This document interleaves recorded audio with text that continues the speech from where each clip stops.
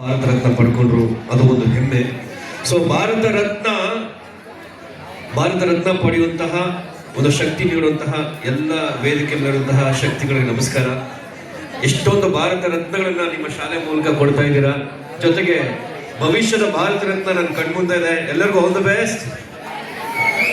So ಖುಷಿ ಆಗುತ್ತೆ. ಒಂದು ಜೀವನದಲ್ಲಿ ಯಾವತ್ತೂ ಕೂಡ ನೆನಪುಗಳು ಬೇಕು ಅಂತ ಹೇಳುತ್ತೆ ಇಲ್ಲ, ಅದೇ ತರ ಸಾಧನೆಗಳು ಈ ಶಾಲೆಯಲ್ಲಿ ಓದಿರುವಂತವರು ತುಂಬಾ ಜನ ವ್ಯಕ್ತಿಗಳು ಅವ್ರ ಹೆಸರು ಹೇಳಿ ನಮ್ಮ ಶಾಲೆಯಲ್ಲಿ ಈ ತರ ಓದಿದ್ರು, ನಮ್ಮ ಶಾಲೆಯಲ್ಲಿ ಆ ತರ ಓದಿದ್ರು, ಅವ್ರ ಹೆಸರು ಹೇಳಿದಾಗೆಲ್ಲ ಒಂಥರ ಇನ್ಸ್ಪಿರೇಷನ್ ಸಿಗುತ್ತೆ, ಖುಷಿ ಆಗುತ್ತೆ. ಸೊ ನಾವು ಮಾಡಿದಂತ ಸಾಧನೆಗಳು ಕೆಲಸಗಳು ಮಾತಾಡುತ್ತೆ, ಖುಷಿ ಪಡಿಸುತ್ತೆ.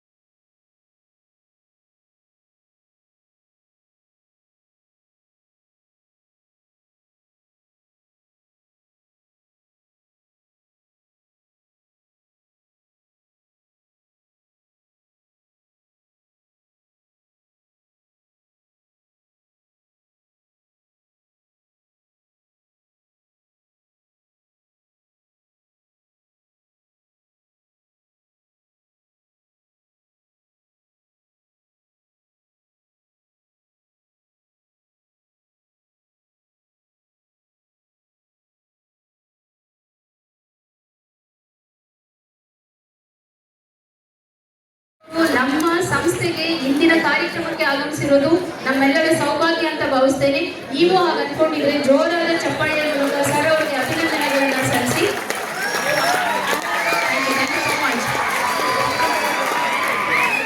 ಕಾಲೇಜು ದಿನಾಚರಣೆ, ಕಾಲೇಜು ವಾರ್ಷಿಕ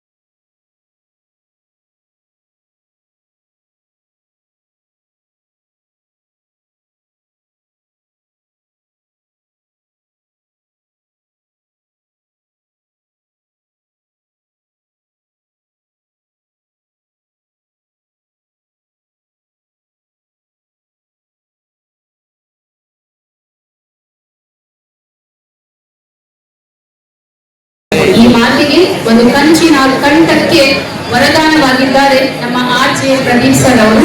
ಅವರ ಧ್ವನಿಯಲ್ಲಿ ಕನ್ನಡ ಪದಗಳನ್ನ ಕೇಳೋದೇ ಒಂದು ಖುಷಿ ಆಗುತ್ತೆ. ಅವರು ಮಾತಾಡೋ ರೀತಿ, ಅವರು ಬಳಕೆ ಮಾಡೋ ಪದ ಸಂಗ್ರಹಣೆ ಅತ್ಯಮೂಲ್ಯವಾದದ್ದು. ಮತ್ತೆ ತುಂಬಾ ಶ್ರುತಿಯಾರ್ಹವಾದಂತಹ ಪದ ಬಳಕೆಯನ್ನ ಸರ್ ಅವರ ಬಾಯಲ್ಲಿ ಕೇಳಬಹುದು. ಅವರ ಕನ್ನಡ ನುಡಿಗಳಿಗಾಗಿ ಸರ್ ಮೈಕ್ ನಿಮಗೋಸ್ಕರ ಕಾಯ್ತಾ ಇದೆ ಸರ್, ದಯಮಾಡಿ. ಅತಿಥಿಗಳ ಭಾಷಣಕ್ಕಾಗಿ RJ. Pradeep sir. I like it ಅಂತ I like it. ಇದೇ APS ಕಾಲೇಜಲ್ಲಿ ಓದಿದ್ದನು. ಚುಮ್ಮಾ ಅದರದಲ್ಲ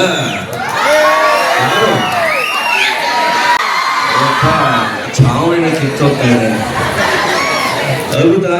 ಸೊ ಓಕೆ, ನಮಸ್ಕಾರ. ನಾನು ನಿಮ್ಮ RJ. Pradeep, 92.7 mega radio station. ರಂಜಾನ್ಗಿಂತಲೂ ಶ್ರೇಷ್ಠ, ಕ್ರಿಸ್ಮಸ್ಗಿಂತಲೂ ಪವಿತ್ರ ನಮ್ಮ ಕನ್ನಡದ ಹಬ್ಬ. Thank you so much. ನಮಸ್ಕಾರ, ಥ್ಯಾಂಕ್ ಯು. ಓಕೆ, ಒಂದು ರಿಕ್ವೆಸ್ಟ್ ಪ್ರೆಸಿಡೆಂಟ್ ಸರ್, ಖಂಡಿತ ನಾನು ಹೇಳೋನಿದ್ದೆ ಒಂದು ಮಿಮಿಕ್ರಿ ಮಾಡಬೇಕು ಅಂತ. ಮಿಮಿಕ್ರಿ ಮಾಡ್ಕೊಂಡು ಈ ಥರ ಸ್ಟೇಜಲ್ಲಿ ಬೆಳೆದವನು ಒಬ್ಬರದು ನನ್ನ ಫೇವ್ರೆಟ್. ಚಿಕ್ಕ ವಯಸ್ಸಲ್ಲಿ, ಅಂದರೆ ಇನ್ನೂ ಚಿಕ್ಕ ವಯಸ್ಸೇ, ನೋಡ್ತಾ ನೋಡ್ತಾ ಬೆಳೆದೋಗ್ತೀವಿ ಅಷ್ಟೇ. ಮನಸ್ಸು ಹೆಂಗಾಗಿರ್ಬೇಕು, ಹೆಂಗೋ ಇರಬಾರ್ದು. ಓಕೆ, ಯಾರ ವಯಸ್ಸು ನೀವೇ ಇರಬೇಕು? Yeah, but it was a very good match for us because we batted very well, and within 15 overs we planned to score more runs, and Galway batted very well, and also Dravid batted very well, and thank you so much. ಯಾರ ವಯಸ್ಸು ಪ್ರಯತ್ನ ಪಟ್ಟೆ? Yes, thank you so much. Okay, ಈ ಜಗತ್ತಲ್ಲಿ ಪ್ರೀತಿ ಪ್ರೇಮ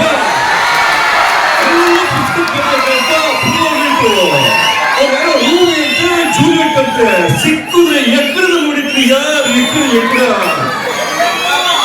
okay, next ನಮ್ಮ ಪ್ರೀತಿಯ ಅಂತ ಹೇಳೋದು ಹೆಸರು. ಅವರ ಡೈಲಾಗ್ ಅಲ್ಲಿ ಹೇಳ್ತಾ ಹೇಳ್ತಾ ನನ್ನ ಮಾತು ಮುಗಿಸ್ಬಿಡ್ತೀನಿ. ನಮಸ್ಕಾರ.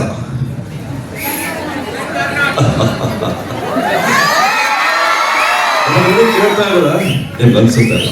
ಎಲ್ಲೊಂದು ಕಡೆ ಕೇಳಿದೀನಿ, ಖಂಡಿತ ನಿಮ್ಮ ಬರ್ತಡೆ ಆಚರಿಸ್ತಿರಲ್ಲ, ಹುಟ್ಟುಹಬ್ಬದ ಶುಭಾಶಯಗಳು.